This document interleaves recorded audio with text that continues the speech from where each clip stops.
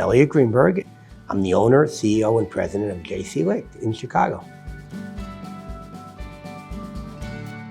I was in the family business for 15 years and learned so much, learned a lot of things. There was a lot of family members and opportunity when I was 38 years old to go do a startup for a very successful lumberyard chain in Connecticut called Rings End, and I had to learn from scratch how to do what I did, and I got a paycheck every 2 weeks, and I wasn't the owner, and I was just basically brought in to start up the paint business in a successful lumberyard. Home Depot was coming to the market. They wanted to diversify their business, so we did that. JC Licht was founded in 1907 by the Licht family. They sold to Benjamin Moore in 2000. Benjamin Moore then bought Epco Paint in, I believe, 2008, 2009. They had about 17 stores. At the time, I think Licht had about 40.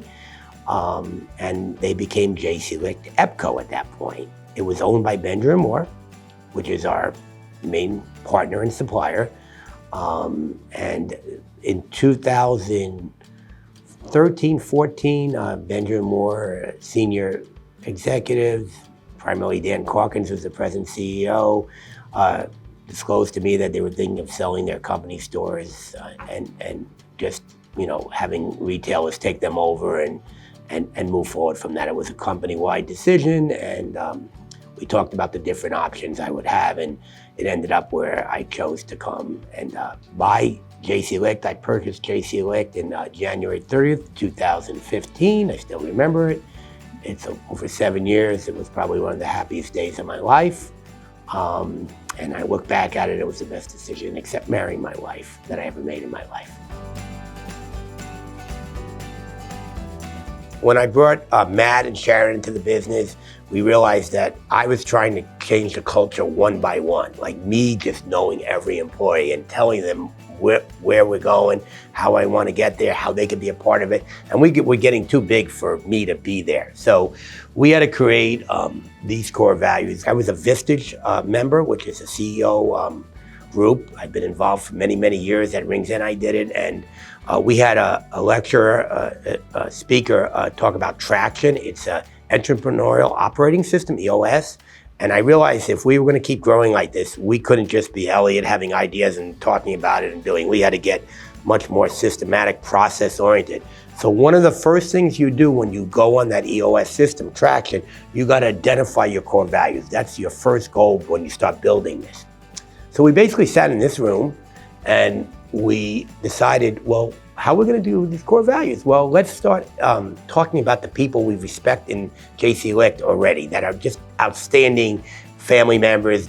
Customers love them. Their internal customers love them. That's how we got them. We basically said, these are the people we really think are going to take us to the next level, and let's just put their characteristics, their ethos together, and that's how we came up with them. We came up with a slogan pretty quickly when I bought the company called Make It Happen. We make it happen, and we talk about it all the time. It's on our t-shirts, and the people that I inherited when I bought the company were afraid to say yes. They really didn't, and we had to change that dynamic. So we went the opposite way. I said, just say yes to everything, but do it with a smile. Let them know you're gonna make it happen for them.